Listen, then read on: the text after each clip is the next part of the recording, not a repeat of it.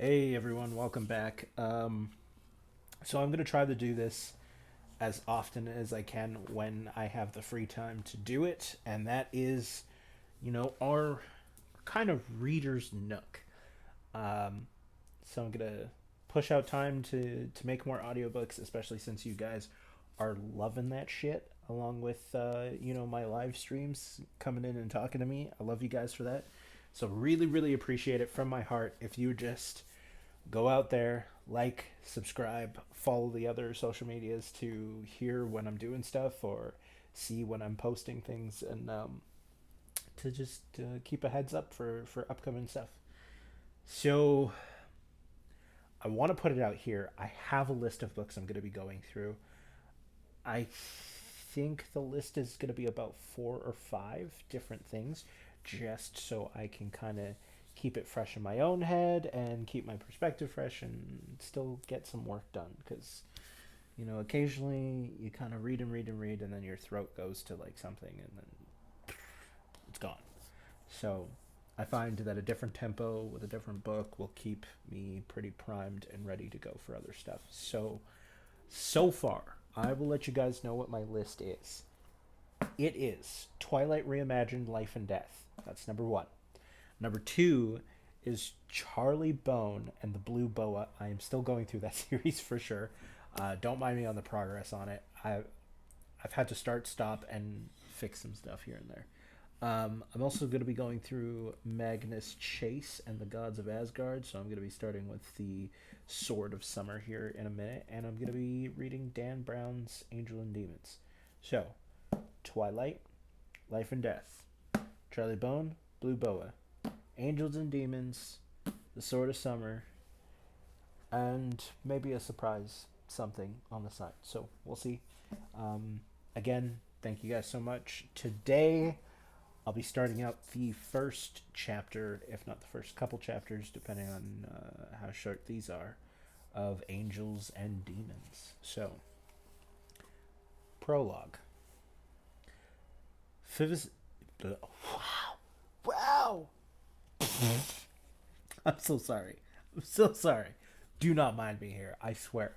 I get into it much better. It's just the starting's a little rough, apparently. Physicist Leonardo Vetra smelled burning flesh and knew it was his own. He stared up in terror at the dark figure looming over him. What do you want? Lascive, the raspy voice replied. The password. But I don't. The intruder pressed down again, grinding the white hot object deeper into Vetra's chest. There was a hiss of broiling flesh. Vetra cried out in agony. There is no password. He felt himself drifting towards unconsciousness. The figure glared. Nievo Paura? My god. I might have to look up my Italian translations now. So please, again. Maybe Latin? Latin, Italian? Oh boy. Oh boy. I was afraid of that. Vera fought to keep his senses, but the darkness was closing in. His only solace was knowing his attacker could never obtain what he had come for. A moment later, however, the figure produced a blade and brought it to Vetra's face. The blade hovered, carefully, surgically. For the love of God, Vetra screamed. But it was too late. High atop the steps of the Great Pyramid of Giza, a young woman laughed and called down to him. Robert, hurry up. I knew I should have married a younger man. Her smile was magic. He struggled to keep up, but his legs felt like stone. Wait, he begged. Please. As he climbed, his vision began to blur. There was a thundering in his ears.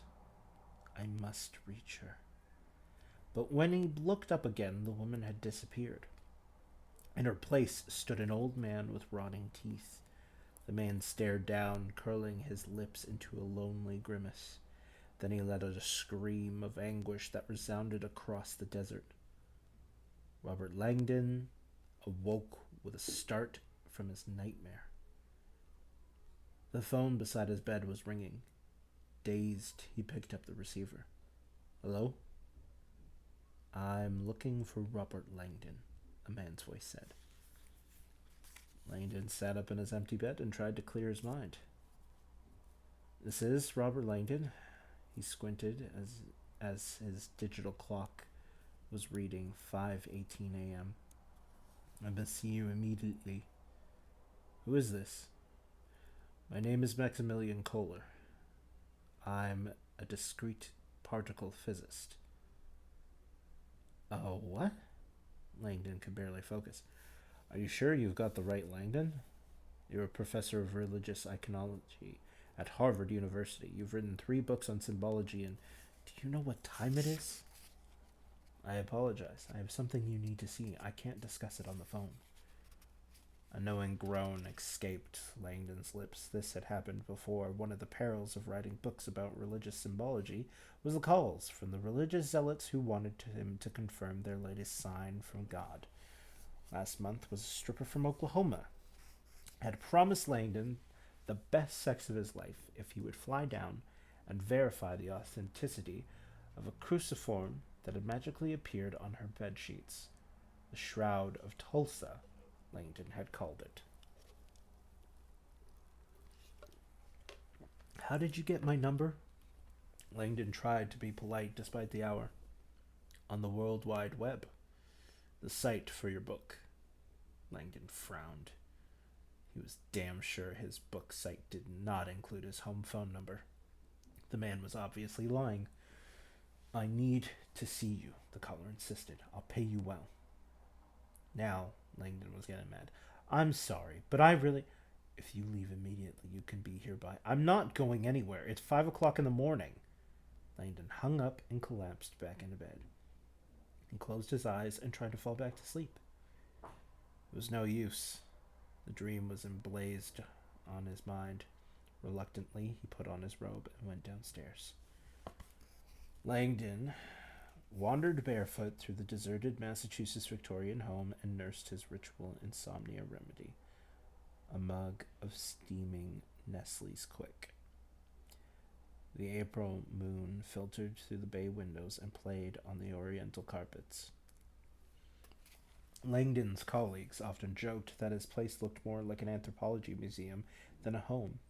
His shelves were packed with religious artifacts from around the world. An Ekuaba from Ghana, a gold cross from Spain, a Cycladic idol from the Aegean, and even a rare woven Bacchus from Borneo. A young warrior's symbol of perpetual youth.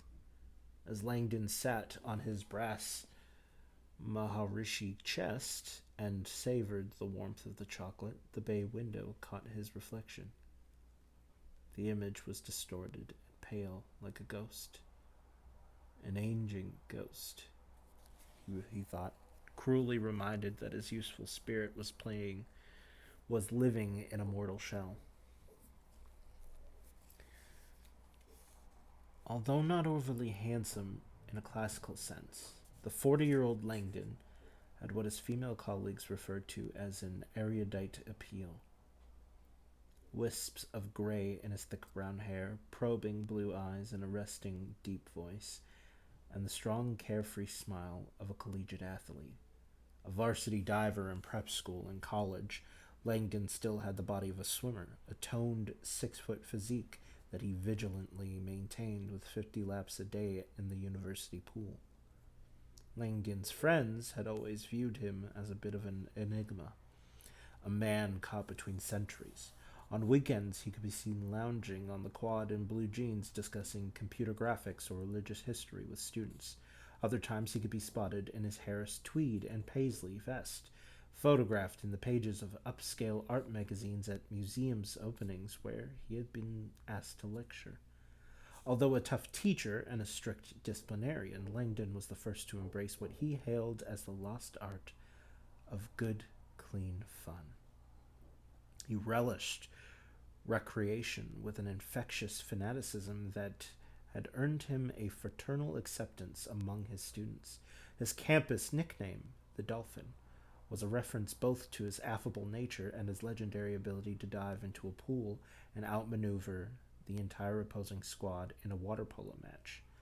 As Langdon sat alone, absently gazing into the darkness, the silence of his home was shattered again, this time by the ring of his fax machine. Too exhausted to be annoyed, Langdon forced a tired chuckle. God's people, he thought. 2,000 years of waiting for their Messiah, and they're still persistent as hell. Wearily, he returned to his empty mug to the kitchen and walked slowly to his oak-paneled study. The incoming fax lay in the tray. Sighing, he scooped up the paper and looked at it. Instantly, a wave of nausea hit him. The image on the page was that of a human corpse. The body had been stripped naked, its head had been twisted, facing completely backward. On the victim's chest was a terrible burn. The man had been branded, imprinted with a single word. It was a word Langdon knew very well indeed. He stared at the ornate lettering in disbelief. Illuminati, he stammered, his heart pounding. It can't be. In slow motion, afraid of what he was about to witness, Langdon rotated the fax 180 degrees. He looked at the upside-down word. Instantly, the breath went out of him. It was like he had been hit by a truck. Barely able to believe his eyes, he rotated the fax again, reading the brand upright, right side up, and then upside down. Illuminati, he whispered. Stunned, Langdon collapsed in a chair. He sat a moment in utter bewilderment. Gradually, his eyes were drawn to the blinking red light on his fax machine. Whoever had sent this fax was still on the line, waiting to talk. Langdon gazed at the blinking light a long time. Then, trembling, he picked up the receiver.